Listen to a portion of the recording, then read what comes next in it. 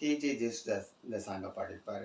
அடுத்தது, ஏழு ஸ்வரங்களுக்குள் எத்தனை பாடல், இதய சுரங்கத்துள் எத்தனை கேள்வி, ஏழு ஸ்வரங்களுக்குள் எத்தனை பாடல். இந்த அழகான அருமையான பாடலை பாடி வாணி ஜெயராம் நேஷ்னல் அவார்டை தட்டிட்டு போயிருப்பாங்க. Super duper hit.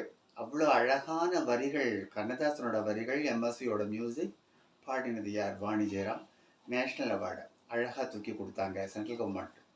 அழகான ஒரு பாடல் இந்த பாடல். அடுத்தது,